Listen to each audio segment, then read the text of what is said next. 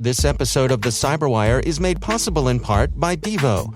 With the cyber threat landscape constantly expanding, security teams face ever-evolving challenges when it comes to protecting their organizations. That's why Devo's cloud-native logging and security analytics platform is built to help transform security operations for today and beyond. And it's why they're always looking to learn more about how they can support and deliver value to the cybersecurity community. Devo's CEO, Mark Van Zadelhoff, touches on this and more through candid conversations with cybersecurity leaders on his podcast, Cyber CEOs Decoded. Tune in for the inside scoop. Devo, more data, more clarity, more confidence. And we thank Devo for sponsoring our show.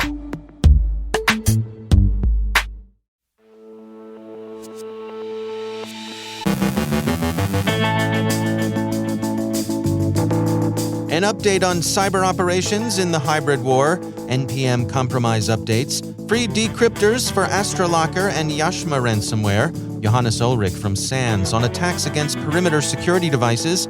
Our guest is Sonali Shah from Invicti Security with a look at DevSecOps anxiety. And who's the villain who hijacked the Instagram account of Disneyland?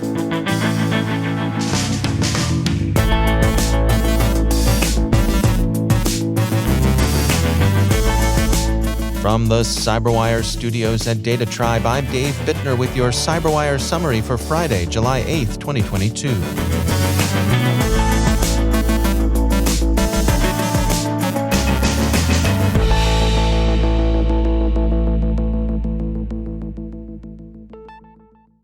Operational pause or not, Russia's hybrid war seems to be as far from any quick resolution as ever.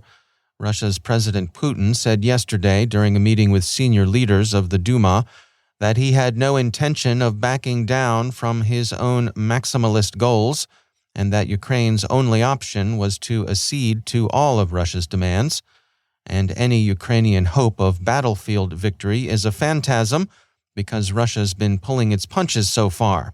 He said, "Everyone should know that, by and large, we haven't started anything yet in earnest." IBM researchers recently discovered that the Trickbot gang has been active against Ukrainian targets since Russia's war began, and that it's been acting directly in the Russian interest. So Trickbot and similar gangs have been acting as privateers under state direction. Since Trickbot cut its criminal teeth on financial crime, especially banking Trojans, the financial sector ought to be on particular alert for any spillover from Russian privateering. SC Magazine speaks with various industry experts who advise financial institutions to keep their shields up. Researchers at Reversing Labs detailed their discovery of a widespread supply chain attack against the NPM repository earlier this week, publishing an update on Wednesday. Though the exact scope of the attack wasn't initially clear, researchers say the packages are potentially used by thousands of mobile and desktop applications and websites, and in one instance, a malicious package had been downloaded over 17,000 times.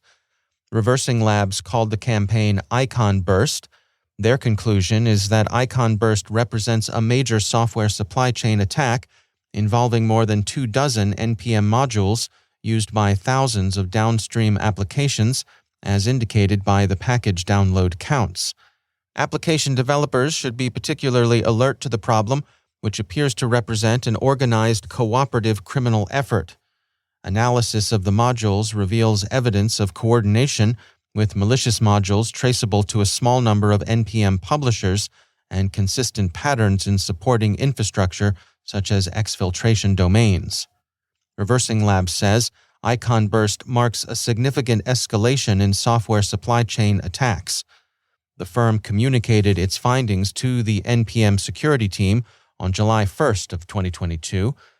Developers, Reversing Labs says, should assess their own exposure to the threat, and the researchers have provided information that should assist them in doing so. There's been another attack on the NPM supply chain, this one described by researchers at Checkmarx. They say, Checkmarx SCS team detected over 1,200 NPM packages released to the registry by over 1,000 different user accounts. This was done using automation, which include the ability to bypass NPM 2FA challenge. The operators, whom the researchers call Cute Boy, were using what Checkmarx calls a fake identity as a service provider. They say, looking at the domains with which Cute Boy is creating NPM users, we can deduce that they are using mail.tm, a free service providing disposable email addresses with REST API, enabling programs to open disposable mailboxes and read the received emails sent to them with a simple API call. This way, Cute Boy can easily defeat NPM 2FA challenge when creating a user account. So far, the operation seems to represent an initial experimental phase of a larger campaign. The researchers say this cluster of packages seems to be a part of an attacker experimenting at this point. The researchers think that Cute Boy is preparing a large-scale cryptojacking campaign using XMRig derivatives. Checkmarx has also released information to help users identify the malicious activity.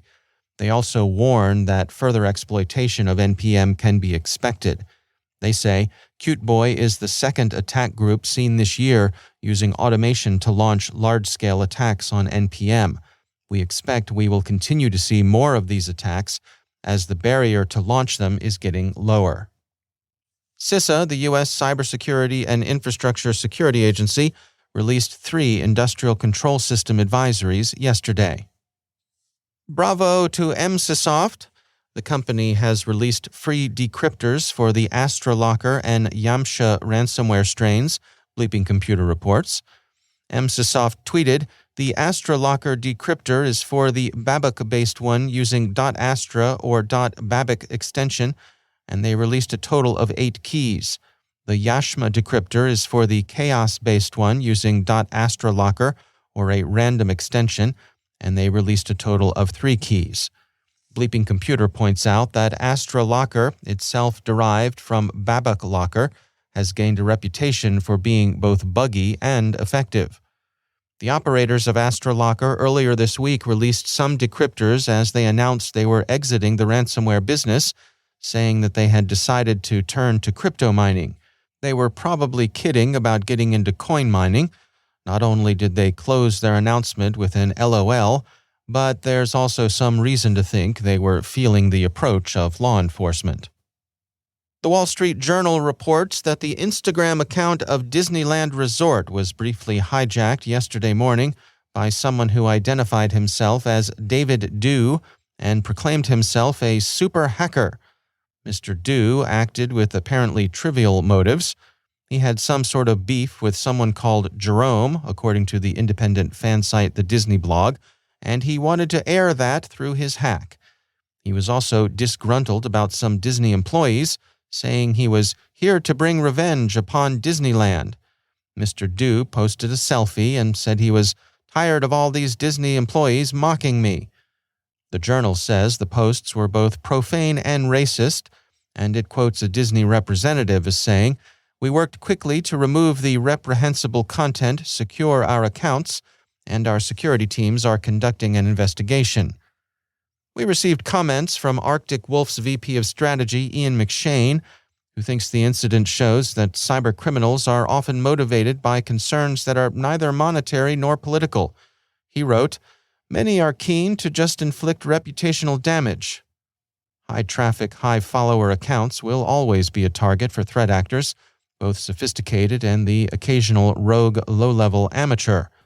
It's not yet known how David Dew gained access to the accounts, but McShane noted that compromises of this nature are almost certainly rooted in a phishing or credential stuffing incident.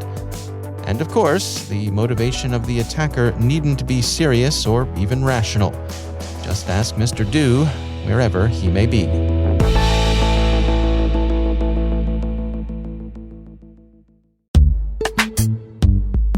And now, a word from our sponsor, Synack. Do critical vulnerabilities keep you up at night? For the Red Team at Synack, they sure do. Synack Red Team mission data shows that a single pen test conducted once a year is no longer adequate to protect sensitive missions. In fact, annual pen tests don't even meet most compliance requirements anymore. Government agencies deserve a better way to pen test. Because continuous penetration testing is the most effective way to scale your offensive cybersecurity strategy and find the vulnerabilities that matter most. Go to synac.com/government today to access their white paper and find your better way to pen test in Synac's FedRAMP moderate environment. That's synack.com/government. And we thank Synac for sponsoring our show.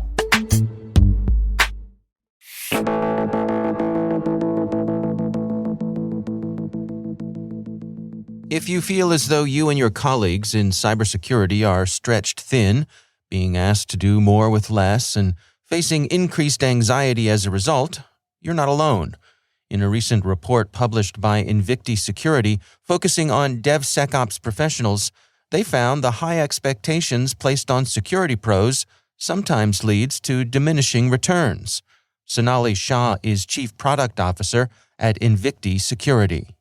This is a very stressful job, right? So, 39% of data breaches stem from attacks on web applications. So it's no surprise that is more and more of a focus for enterprises. And it's, often it's on-the-job training for developers. So, some of the key things that we found is, on average, people were spending 4 hours a day addressing security issues. That's a lot of time. On top of that time, developers also have to release code based on internal timelines, right? So you can imagine the stress this puts on it. It ends up causing overtime. We had 50% of the respondents say they logged in over weekends or on their own time in the evening to work on security-related issues. 1 in 3 blew off, date night or a night out with friends. And in the time of COVID, when it's, I think, hard enough to find dates, like this is particularly relevant. And then even after they've spent all the hours remediating issues, there's that anxiety of the next one. So we found 81% of professionals that they're already feeling anxious about the next vulnerability, even just after they've finished remediating the last one. Is there a sense for the ways in which this is affecting their ability to put out the quality work that is expected of them? Absolutely, it is. It is. We found often developers are releasing insecure code.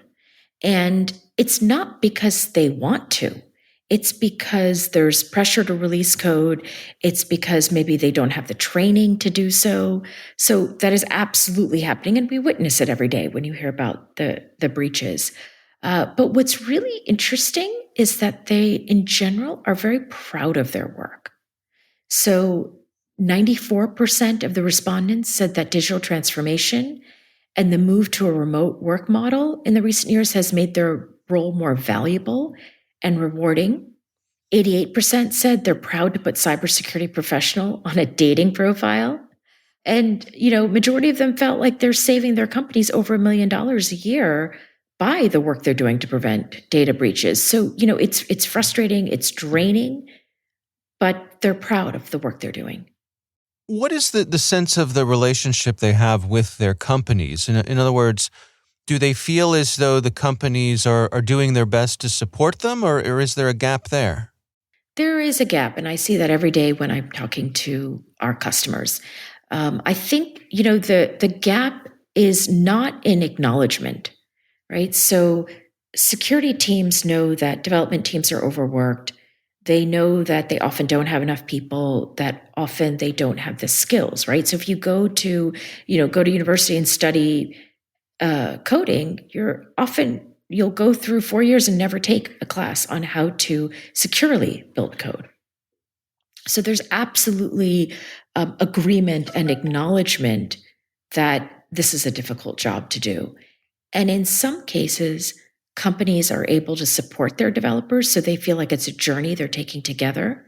In other cases, it causes friction and, you see turnover. It's a relatively strong job market. And so what we've seen is that companies that help their developers and help security professionals to weave security into their daily lives, that really helps retain people and improve job satisfaction.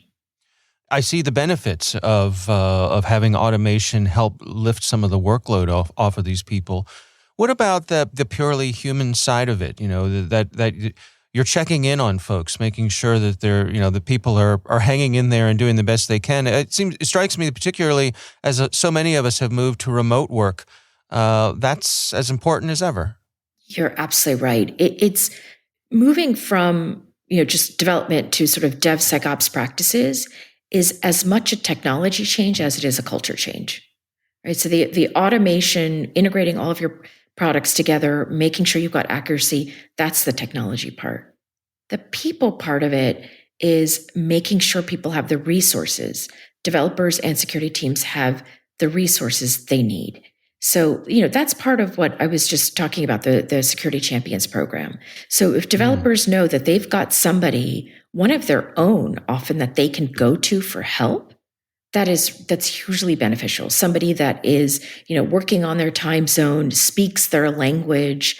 When it's interesting, one of the customers I recently spoke to said that they launched a Security Champions program earlier this year, and they were surprised at how many developers wanted to be a part of it. And partially that's because, having the word security anywhere on your resume is a huge plus. Because developers they understand they need to learn about security and they want to learn about security. So I think having those support mechanisms is hugely helpful. The other thing actually that I've seen very rarely, but I have seen it be very beneficial, is to build security into quarterly business objectives.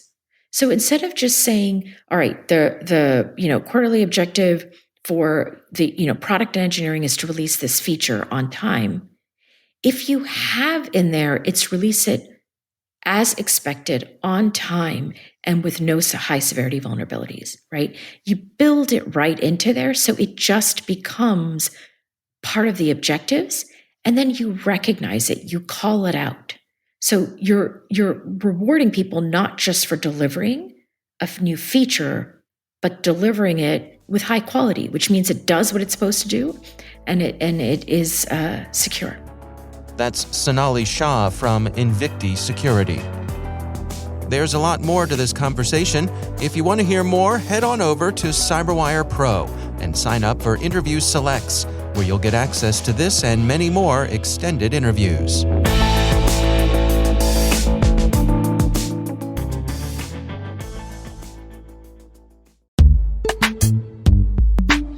And now, a word from our sponsors, KnowBe4. So, what's a con game? It's a fraud that works by getting the victim to misplace their confidence in the con artist. In the world of security, we call confidence tricks social engineering. And as our sponsors at KnowBe4 can tell you, human error is how most organizations get compromised. Where there's human contact, there can be con games. It's important to build the kind of security culture in which your employees are enabled to make smart security decisions. To do that, they need new school security awareness training. See how your security culture stacks up against KnowBe4's free phishing test. Get it at knowbe4.com/phishing test. That's knowbe4.com/phishing test. And we thank KnowBe4 for sponsoring our show.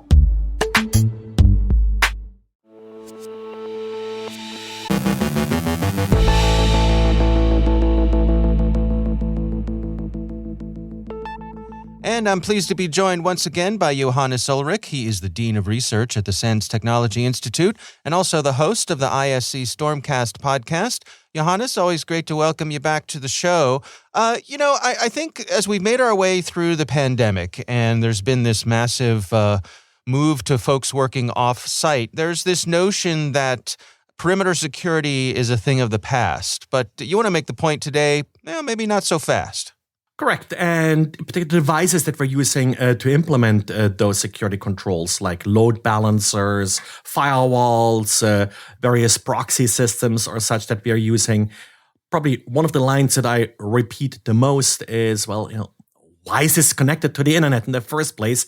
And that usually refers to not just nuclear power plants and elevators and door controls, but also things like admin interfaces for these perimeter security devices. So you spend a lot of money buying a device like this, protecting your users from attacks, but then you're opening up the management interface that's used to control that device to the world, and sadly, that's then being exploited. And that primarily a matter of convenience for the users to be able to reconfigure things and not have to be, on premises to do so? Yeah, that's often the reason because, if it is your VPN concentrator that you're configuring here, you don't want to have to connect to the VPN first, because if you're messing up with your configuration, then you can't connect to the VPN anymore. And then, you have to get pants and drive to the office and all of that stuff to actually get this thing working again. I think that's part of it. Of course, you could still filter by IP address. Another part is once you deploy them in the cloud, it's really hard to drive to the cloud and or restart things. So that's where this sometimes happens. And then also, I think the perception that, hey, this is an expensive device that I purchased, the vendor probably took some care here. As they say, don't look behind the curtain. You often find a scaffolding of Perl and PHP code here in your, tens of $1,000 devices that probably hasn't been touched in the last 10 years. And we have seen, just the last month, F5's big IP appliance again. They sort of have an annual schedule where they come up with a critical unauthenticated remote code execution vulnerability.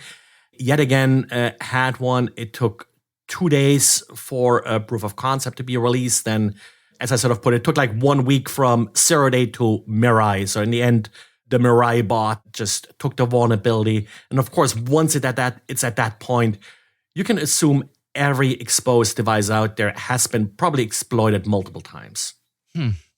So what are your recommendations then? Definitely secure those admin interfaces. Secure devices are not inherently secure. It's sad, but that's just a matter of fact. So defense in depth. Yes, limiting access to the admin interface to a couple of IP addresses, attackers can bypass that, but it'll maybe take them another week to do that. So you have that first week to actually apply patches and then learn how to patch these devices. It's not always easy to patch these devices. Learn how to do it. Do it regularly. Don't just do it when there's an emergency out there. Because the other problem is vendors release patches on a monthly basis or whatever. You may ignore them because they don't really fix any big security issues. And last time you applied a patch, it caused some problem. But the issue is if you're waiting too long, then the probability of a problem becomes larger and larger.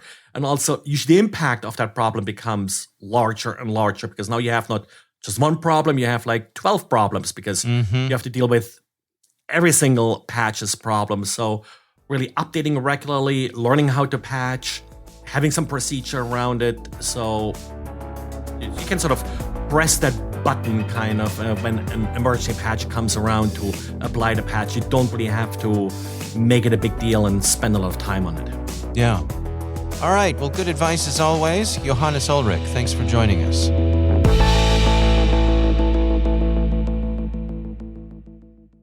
Thanks to all of our sponsors for making the CyberWire possible, especially our supporting sponsor, Tyke, the leading API and service management platform for managing API security. Sign up for a free trial at tyke.io/security. That's tyk.io/security.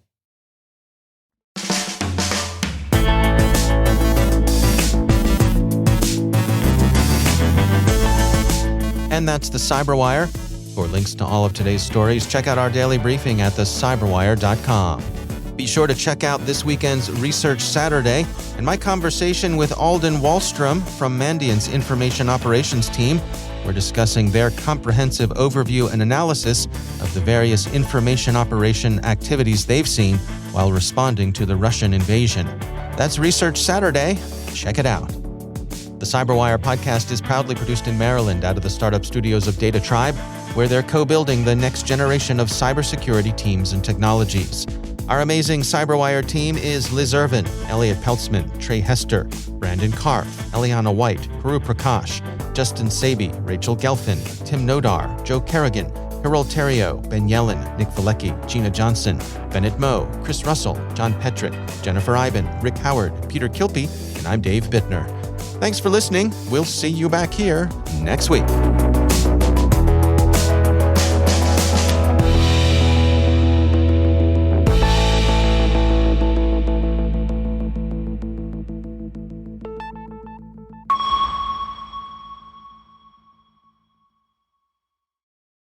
Hey everybody, Dave here.